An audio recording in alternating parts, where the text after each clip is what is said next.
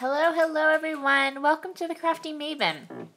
So, if you are a new subscriber or you have been missing us, we are back. We've revamped a bunch of stuff on the Crafty Maven channel, including our days. So, the design team now gets to pick what they want to do every day. And so for today, I'm doing an art party video, and I thought it would be super fun to do a watercolor card with you. So what I'm doing here is I have my Kuretake watercolors and a water brush, and I am just totally freehanding a whole bunch of circles. I've also apparently disappeared. Oh, because I need a paper towel. So I'm using a water brush. I'm flipping between all the different shades of blue, and as you can see here, this is a super duper easy technique. From the inspiration piece, which some of the design team will use and some of them won't, and that's totally up to us. I love it. I chose the watercolory like bottom left image that shows like this dark navy kind of watercolor. And so those were where I got my colors and what I wanted to do. We are also focusing on cut files this month. So be sure to hang around and check in every day that there's a new video so that you can see lots of ways to use cut files. I am going with focusing on watercolors and stamping today, but cut files will be part of my second Crafty Maven video coming up later this month. So you can see how super easy I made this. I'm just freehanding these circles, and I'm using a paper towel to kind of blot it up. And what's really cool about that is that when you blot with the paper towel, you get a little bit of that design from the paper towel, and it looks like super fun texture. So I'm doing some big and some small, and I'm kind of just adding them where I feel like I want them to be, and then blotting them up until I think it looks good. So super easy. You can see here how just blotting it just gives it that like gorgeous watercolory look. So this card is loosely based on a sketch. I will have the sketch at the end along with a close-up of the card, and I'm super happy with that. So now it's time to go ahead and continue creating.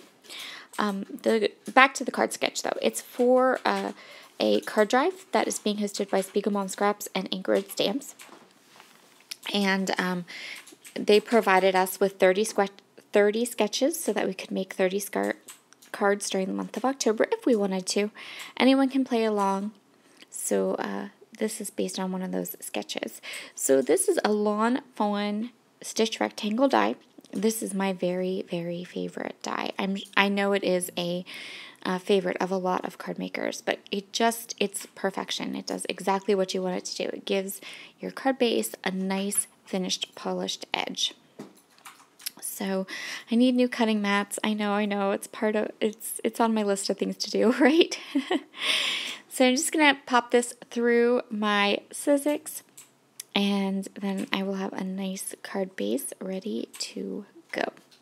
And I hold my die cuts down with purple tape. I find it to be the best. I'm not quite sure why I went ahead and put that back through the die cutting machine. Maybe it hadn't cut all the way through. And that could probably have to do with the paper I'm using. So I'm using some hot press watercolor paper, which is super thick and heavy, but it also takes all that water really well. Okay, so this is a Pink and Main 6x6 paper pad, and I've chosen this diagonal print because it has those shades of blue in it, and I think it'll work really well and kind of set off my watercolored panel there.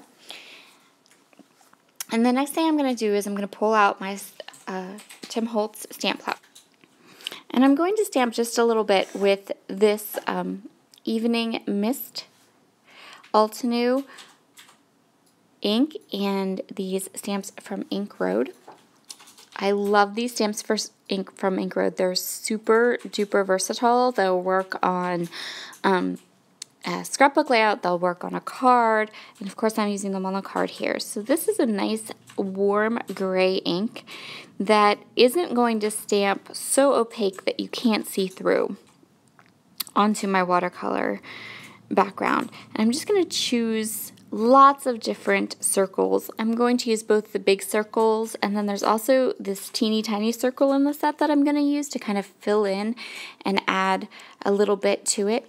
And yeah, I'm just going to go ahead and stamp a bunch more circles. And it doesn't ever look too busy because I'm using this nice light ink.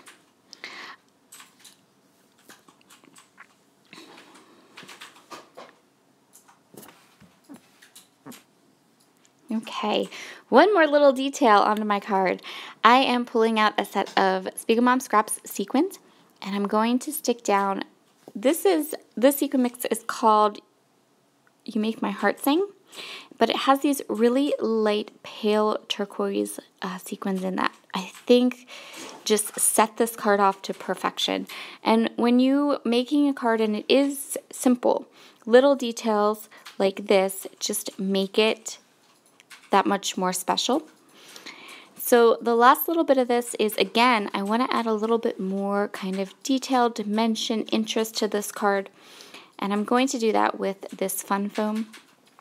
If I'm using fun foam on a scrapbook page, I don't much care what color it is, but when I'm using it on a card, I like to have the foam kind of match the colors on my card, simply because with a card you can turn it around and look at it different ways, and having a foam on the back that kind of gives you that pop of color that you can see, I think really adds something.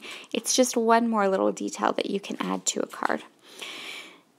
So I'm just using Nuvo Deluxe adhesive, and this is the same adhesive I used to put down my sequins. So I hope you enjoyed this card process today.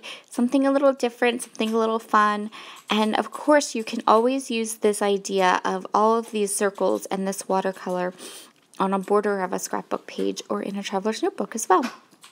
So I will see you all again a little bit later this month with some more fun inspiration. Have a wonderful, wonderful day, and thank you so much for stopping by the Crafty Maven today. We will see you all again soon. Bye!